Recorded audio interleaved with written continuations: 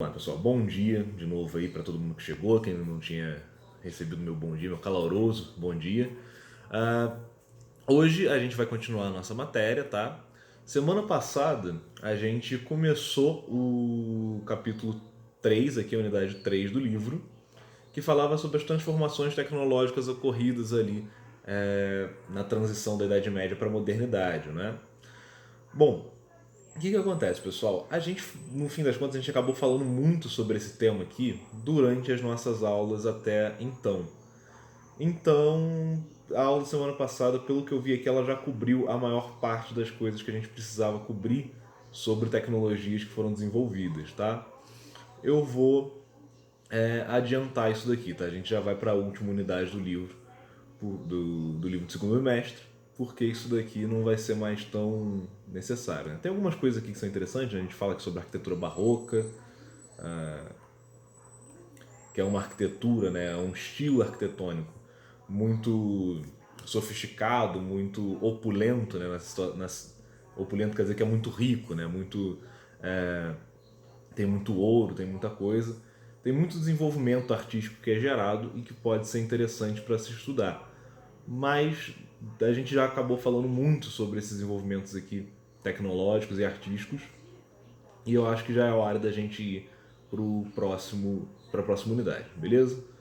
A próxima unidade de vocês vai tratar sobre a formação dos estados nacionais. Isso daqui é uma coisa que a gente já pincelou, a gente já viu um pouquinho quando a gente estava estudando lá o fim da Idade Média. É uma coisa que eu acho até engraçada, né? Porque eu sempre falo isso, né? Os livros didáticos eles têm uma ordem que às vezes eu acho meio estranha, porque a gente já falou de grandes navegações, as grandes navegações ocorrem por conta disso daqui. A gente já falou de descoberta da América, a gente já falou de tudo isso, e agora ele volta para a gente falar sobre formação do Estado Nacional. Mas vamos lá, né? Vamos falar um pouquinho sobre isso daqui.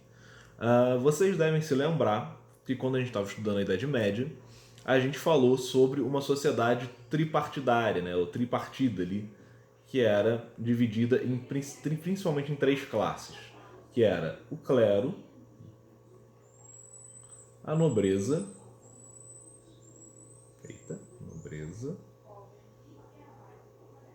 e a plebe, não é? E cada uma dessas classes aí tinha suas próprias divisões, não é, dentro dela. Elas não eram necessariamente grupos homogêneos ali de pessoas, tá? O que isso quer dizer? Dentro do clero a gente tinha pelo menos dois grupos, né? A gente tinha mais, mas a gente poderia... Vou separar em três, né? Em três grupos aqui que seriam significativos aqui dentro do clero, que era... O problema é que eu acho que eu vou arriscar aqui o livro todo, não tem problema não. Que era o alto clero, basicamente composto pelos bispos, tá? Pelos cardeais e tudo mais ali da Igreja Católica. O baixo clero, que era composto pelos padres que ficavam ali nas paróquias e acompanhavam o povo. E existe um outro grupo que é muito importante na Idade Média dentro dos clérigos, que é o grupo dos monges, tá? Que são aqueles que não têm paróquia, que não são padres ali que convivem necessariamente com o povo o tempo todo, mas que vivem dentro do monastério, tá? Esse grupo aqui, ele está um pouco à parte desse ensaio geral aqui de alto e baixo clero, porque eles vivem normalmente isolados ou então próximos apenas de uma pequena vila, tá bom? Dentro da nobreza a gente também tem algumas divisões, né? A gente tem nobres mais e menos importantes, tá? Pode ser mais ou menos relacionado a isso aqui. Os nobres mais importantes são aqueles que estão mais próximos da família real, né? Condes, duques e tudo mais, eles estão próximos ali da família real. E existe aquela nobreza que é uma nobreza realmente campestre, assim, do campesinato, e que é uma nobreza que comanda muito pouco recurso, muito pouca terra, que seriam ali pequenos lords, pequenos senhores feudais, que vão surgir por toda a Idade Média em todos os países, tá? Em todas as nações que estão se formando ali. Vou colocar aqui, sei lá, baixo de novo, porque não tem um termo melhor. Pessoal, se vocês ouvirem um barulho de saxofone aí, algum vizinho meu resolveu que era uma boa obra, né? Agora na pandemia seria uma boa hora para comprar um sax e treinar todo dia de manhã. Então ele tá sendo odiado por todo mundo aqui, aqui em volta, tá? Mas tudo bem. E a plebe, que era dividida basicamente em dois grupos ali grandes, né? sendo o maior deles a plebe rural, né, o pessoal que estava ali no campo, trabalhando. Deixa eu anotar aqui. Rural. Basicamente o pessoal responsável pelas plantações, o pessoal responsável ali pelas hortas e tudo mais. E a gente viu que no final da Idade Média, né, vai começar a surgir a burguesia aqui dentro, tá? Os burgueses, né? Quem eram os burgueses ali no começo? Sobretudo os artesãos, né? Aqueles que conseguiam pegar ali matéria-prima, fazer essa matéria-prima, transformar ela em algum bem diferente e usar esse bem para poder revender e conseguir lucro, tá? Esses burgueses eles vão, a gente já falou, né? Eles vão começar a fazer as corporações de ofício, em que vão se unir vários artesãos dentro que sejam do mesmo ofício, vão setorizar ali a qualidade dos seus produtos, qual tipo de matéria-prima que eles vão usar, e eles vão acabar conseguindo um destaque e vão gerar uma acumulação de capital que vai acabar fazendo com que essa parte aqui da plebe ascenda à burguesia, tá? Né? Vai se tornar uma nova classe social muito comum ali na modernidade. Essa daqui é um quadro muito básico, tá? Existem mais visões aqui dentro. Existem, por exemplo, quando a gente fala de clero, a gente está falando aqui no poder espiritual, mas existe na Europa outras religiões que também vão ter ali algum poder espiritual, mas que vai ser muito diferente, né? Por exemplo, o judaísmo, que vão ter alguns rabinos, vão ter o quadro do islamismo ali dentro da Idade Média e tudo mais, vai ser um pouco diferente. A própria nobreza vai ter diferenças nisso daqui, né? Isso daqui, por exemplo, se aplica muito bem a quase todo o quadro da Europa, mas não se aplica quase nada ao quadro da Itália, por exemplo, né? Que a Itália, cada cidade tem um governo próprio, não existe um reino ali. E aí é diferente pra caramba. E o próprio quadro da plebe aqui, eu acho que é o que mais varia. Além desses daqui, existe um outro setor aqui que pode vir dos plebeus, né, mas aí também pode vir da nobreza, e também do clero, né, que é o setor dos intelectuais, né, que são o pessoal ali, os escolásticos. Caramba, caramba, caramba. Tô clicando tudo aqui. Que seriam os universitários, né, o pessoal que está ali nas universidades. Qualquer um desses grupos aqui conseguia, entre aspas, né, chegar à universidade. O que muda ali para eles chegarem, né? A facilidade. Obviamente era muito mais fácil para um membro da nobreza ter estudos, né? Era muito mais fácil para um membro do clero então ter estudos. O membro do clero era o cara que era privilegiado para chegar na universidade, porque ele era quem teoricamente mais estudava na sociedade.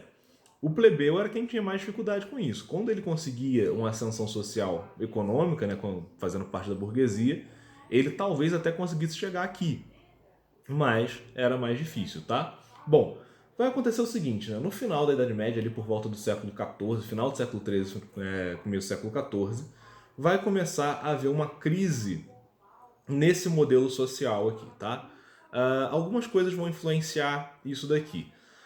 Uma delas, como o livro de vocês está dizendo, vai ser a famosa peste negra, tá? O que foi a peste negra, galera? A gente chegou a comentar isso aqui em sala de aula ainda antes da pandemia, mas é um assunto bastante interessante para se comentar quando a gente está vivendo a pandemia, né? O que foi a peste negra? A peste negra ela foi uma doença de origem bacteriana, tá? É diferente aí do coronavírus, que é um vírus, tá? Era uma bactéria, que era transmitida para as pessoas, principalmente pelas pulgas dos ratos, né? É também conhecida hoje em dia como peste bubônica. Bubônica. Basicamente o rato ele estava infectado, eram os ratos que estavam infectados, tá? A pulga ia lá, mordia no rato, pegava a doença, pulava para um ser humano, mordia nele e passava a doença, tá? Às vezes também pulava de um ser humano para o outro, né? Na Idade Média a gente tem que lembrar que banho era uma coisa um pouco diferente do que é hoje. As pessoas não tomavam com muita frequência. Então pessoas com pulgas era mais comum do que a gente pode imaginar, tá?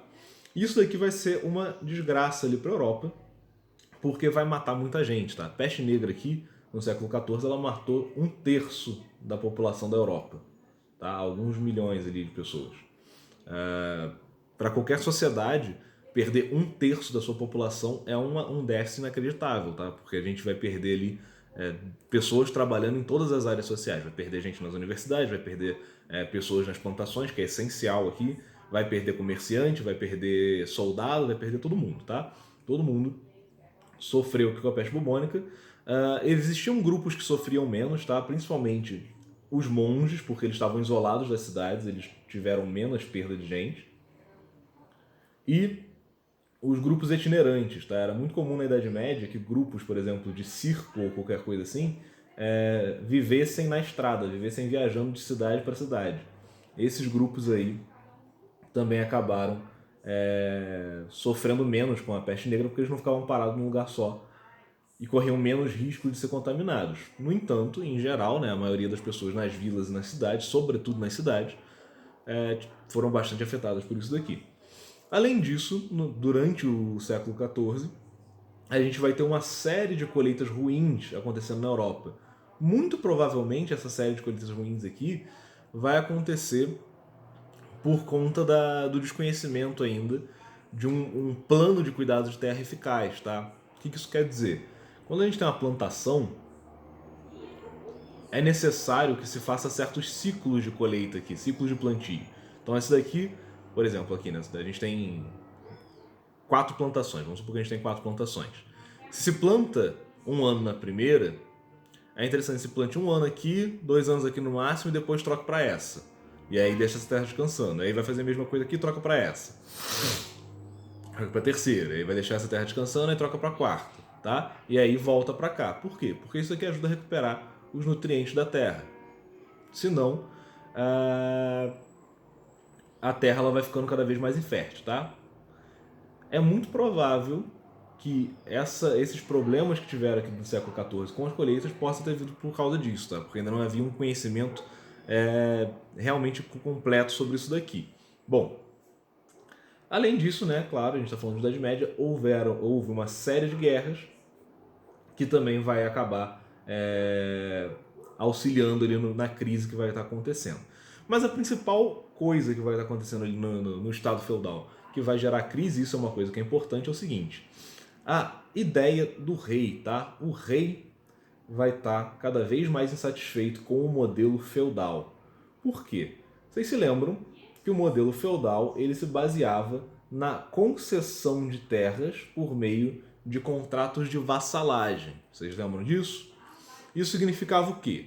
Que o rei, ele ia lá, né, os reis lá no começo, lá na Alta Idade Média, o que eles faziam para ser reis? Né? Eles iam lá, eles eram normalmente líderes militares, iam lá, tomavam, invadiam um lugar, derrotavam os povos que estavam ali e tomavam aquele controle.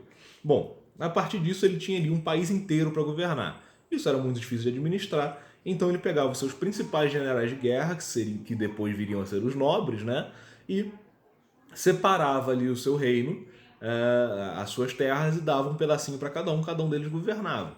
Em troca disso, cada nobre deveria dar ao rei impostos, né?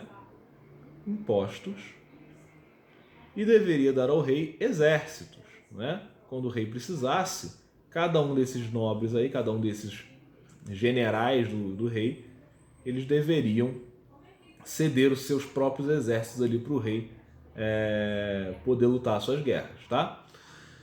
O que vai acontecer? A gente chegou a ver isso, né? Vai acontecer que com o passar do tempo esse modelo vai começar a cada vez mais tirar poder da mão do rei e descentralizar, né? Espalhar esse poder na mão dos nobres locais. A um ponto que a gente vai chegar na Idade Média que a gente vai ter reis que eles são menos poderosos do que os seus nobres. Um caso famoso disso é o caso do Carlos Magno. Carlos Magno não, perdão, do Ricardo Coração de Leão. Já ouviram falar em Ricardo Coração de Leão? Tem filmes sobre ele. Ricardo Coração de Leão. O Ricardo Coração de Leão, por exemplo, ele era rei da Inglaterra, tá? Ele veio alguns séculos antes disso daqui. Ele era rei da Inglaterra. Vou subir aqui para poder escrever. Porém, a família dele, né, ele era filho de nobres franceses que tinham se casado com a família real inglesa, tá? O que isso vai gerar? O que vai acontecer com Carlos, com Ricardo? O Ricardo ele vai ser rei da Inglaterra sem nunca ter pisado lá. ou praticamente nunca ter entrado dentro da Inglaterra, porque ele passou a maior parte da vida dele na França. Porque ele tinha tantas terras e tanto poder dentro da França que para ele não fazia diferença. Para ele era mais fácil ficar na França, porque ele era mais poderoso como senhor feudal francês do que o próprio rei da França. O rei tinha que pedir as coisas para ele, do que ficar dentro da Inglaterra, tá? Isso vai ser uma coisa que vai ser cada vez mais comum ao longo da Idade Média por causa desse modelo de estrutura feudal, tá? Isso vai começar a desagradar, obviamente, o poder régio, tá? O poder dos reis. E eles vão começar a perceber que é necessário fazer uma mudança política ali para conseguir recentralizar o poder nas suas mãos, tá? Principalmente porque com as novas formas de trabalho, com as novas formas de capital que estão surgindo, o poder econômico está tomando uma proporção muito grande e as relações de comércio estão começando a crescer demais. Então, para que você consiga manter aquilo ali controlado dentro do poder monárquico, era necessário fazer um controle maior, o controle que vai ser o controle dos estados absolutistas, né? Bom, aqui ele ainda está falando sobre a peste negra, está dando uma descrição aqui. Vamos ler essa descrição porque parece ser interessante, olha só. Uma peste entre homens de todas as condições, de qualquer idade e sexo. De qualquer idade e sexo. Que começavam a cuspir sangue e morriam alguns subitamente, alguns em 2 ou 3 dias e outros demoravam mais a morrer. E aconteceu que quem cuidasse do doente, pegando a doença ou infectado por aquela mesma corrupção, tornava-se rapidamente doente e morria do mesmo modo. A muitos inchava a virilha e a outros sob as axilas à direita e à esquerda, e a outros ainda em outras partes do corpo, de modo que se podia geralmente encontrar inchaço singular em algum lugar do corpo infectado. A peste negra ela ganhou esse nome porque dos principais sintomas é que a parte da pele, né, onde ela começava a infeccionar, ficava totalmente preta e putrefava, tá? E apodrecia enquanto a pessoa ainda estava viva, como se aquela parte tivesse morrido e aquilo ali começava a apodrecer. Um negócio bastante simpático, né? Bom, vamos lá. O que vai acontecer então? Né? Com a falta de alimentos, com o declínio ali da sociedade, com a falta de alimentos, com a doença e as guerras, vai começar a ter um problema ali nas relações entre os senhores feudais e os servos. Tá? Os servos eles vão começar a ficar também descontentes ali com os senhores feudais, porque afinal de contas eles estão vivendo um período de fome, de doença, e eles não vão conseguir reter isso. É importante lembrar o seguinte aqui, tá, gente? Uma coisa que é realmente importante pensar para o descontentamento dos servos ali com os senhores feudais. Nessa época aqui, ainda havia uma coisa que era a gente tem que lembrar que é uma sociedade extremamente religiosa. E havia uma ideia aqui, que era a ideia dos poderes do rei, tá? Para essa sociedade, o rei, ele era um cara eleito por Deus. Como ele era um cara eleito por Deus, ele contava ali com uma série de poderes que eram meio lendários, assim, que a maioria das pessoas acreditava que o rei tinha mesmo. Um deles era justamente o poder de curar doenças, né? Existem peregrinações durante a Idade Média que ocorrem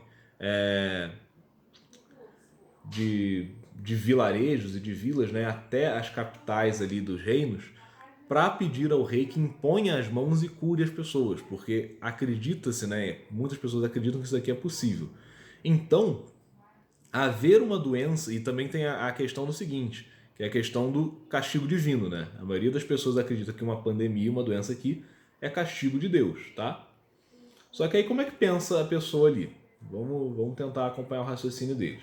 Ora, quando eu aqui particularmente, eu faço alguma coisa, eu peco, seja lá pelo quê, e depois isso gera uma consequência para mim, a culpa é minha, né? E afeta só a mim. Então, por exemplo, vamos pegar ali alguém que foi foi condenado pela Inquisição porque estava cometendo heresia. Para a maioria da sociedade ali, o que acontece é justo, tá? Por quê? Porque essa pessoa é culpada pelos seus crimes, então se ela for punida por Deus ou pela sociedade, então é justo, tá bom? Então, como é que eles veem, por exemplo, a maioria das pessoas que são doentes, né? Os doentes eles são vistos como pessoas que pecaram, né? Que pecaram e que foram punidas ali pela divindade. Ou então os pobres, né, aqueles excessivamente pobres, às vezes a família deles era uma família muito pecadora e aí acabou gerando isso para a família. Agora, quando uma peste ela tá matando tanta gente em toda a Europa, né? E é claro que a gente tem que saber o seguinte: o cara que está vivendo numa vila francesa, ele não tem muito conhecimento do que acontece numa vila na Espanha nessa época. Ele não sabe muito bem o que está acontecendo em Portugal nessa época. Ele não sabe nada, na verdade, né? Não existe uma corrente de informação igual tem hoje. Não existe jornal no mundo, não existe WhatsApp, não existe nada disso. Então, quando o cara ele sabe que está acontecendo a peste dentro da comunidade dele, ele acha que está acontecendo dentro da comunidade dele. Ele não vai ter essa dimensão que está acontecendo no mundo inteiro. Eles não sabiam o que estava acontecendo na Europa toda, tá? Então, o que eles pensam aqui? Que isso é um castigo divino. Primeira coisa, se a gente está sofrendo, a gente está sofrendo porque alguém cometeu alguma coisa, algum crime, e a gente está sendo punido.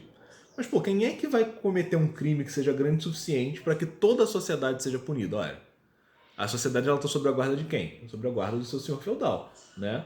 Eu vivo aqui na vila, numa vila inglesa, tem um lord aqui que é responsável pela terra, e se a terra toda está sofrendo, quem é que é o responsável? Só pode ser ele, porque é ele que está sendo castigado, né? É ele que está sendo castigado, a responsabilidade era dele, é Deus está castigando esse cara. Então vai começar a haver um descontentamento também por causas religiosas aqui com os senhores feudais, tá? Vai começar a espalhar uma certa revolta aí em toda a Europa, tá? Aqui, ó, revoltas se espalham em todas e por muitas cidades europeias. Florença, Paris, Barcelona e afins, tá bom? Inclusive com a isso aqui é uma coisa interessante. Inclusive com a realização de assaltos, tá? Assaltos aqui não tá querendo dizer que alguém ia lá e roubava os outros, tá? Assalto aqui quer dizer assalto da cidade, tá?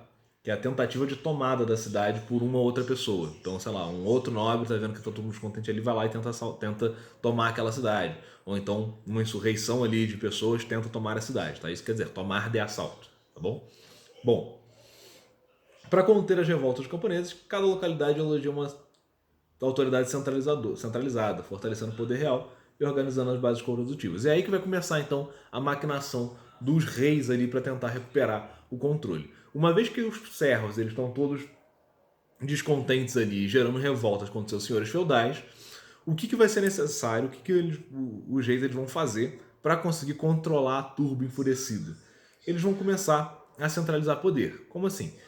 Vão fazer o seguinte: eles vão pegar o exército real e vão pedir ajuda. Por exemplo, está tendo uma insurreição, não sei, em Teresópolis. Vamos pegar aqui o Brasil como exemplo, porque é mais fácil para a gente entender. Está tendo uma insurreição em Teresópolis. Ali o cara não está dando conta, não está conseguindo administrar, tá todo mundo louco, queimaram a igreja, queimaram o nobre ali, responsável pela cidade em praça pública, tá todo mundo doido. O que eles vão fazer? Né? O que o rei vai fazer? Ele vai pegar o exército real e ele vai pedir ajuda a outros nobres. E aí ele vai começar a aumentar o exército real, vai começar a centralizar o poder dele através desses pactozinhos aí. E ele vai pegar esse exército que é muito maior e vai lá e controla. E ele vai fazendo isso em vários lugares. O que ele vai começar a mostrar para os seus senhores feudais, para os seus nobres? Vai começar a mostrar o seguinte: olha só, o poder ele funciona muito melhor quando ele está na minha mão, porque a gente consegue ter um exército maior, a gente consegue qualquer insurreição a gente acaba com ela rápido. Então seria muito mais fácil se vocês começassem a deixar que eu interfira mais dentro das terras de vocês, tá? Isso que ele vai fazer, com a centralização do poder na mão do monarca, havia facilidade de organizar um exército capaz de manter os camponeses sob o controle da nobreza. Obviamente, isso não vai ser uma coisa que todo nobre da Europa vai engolir, tá? Vão ver muitos senhores feudais que estão ali governando quase sem interferência do rei há 500, 600 anos e eles não vão ficar muito felizes com isso. Mas aí o que vai acontecer? Em contrapartida vão ter muitos que vão. E aí esses nobres que estão tentando ali, que não vão estar felizes com isso, que vão estar propensos a uma insurreição, a tentar bater de frente com essa vontade do rei, vão entrar em guerra, tá? Vão haver aí várias guerras durante esse período que vão ser entre reis, entre famílias reais e famílias de nobres que não querem submeter esse novo modelo de governo centralizador que os monarcas estão pedindo, tá? Na Inglaterra, por exemplo, a gente vai ter uma guerra que vai ficar famosa, que é a Guerra das Rosas, que ocorre mais ou menos nesse período, tá? Guerra das Rosas. Não sei se o livro de vocês vai trazer, mas é uma parada bem interessante para a gente poder estudar aí depois, Guerra das Rosas, tá? Então, vai começar a haver uma manipulação ali dos exércitos na ideia de formar primeiro um exército nacional. E aí, é claro, isso vai evoluir para a ideia de centralizar a política dos reinos numa política nacional completamente encabeçada pelos reis, tá? Isso é uma coisa interessante. Na Idade Média, por mais que o rei ele fosse uma figura de extrema importância, ele não era o centro necessário da vida medieval, tá? A vida medieval tinha uma estrutura política, uma estrutura de poder muito mais descentralizada do que a gente vai ver se formar no Estado absolutista. Tá bom, gente? Bom, a aula de vocês vai até que horas?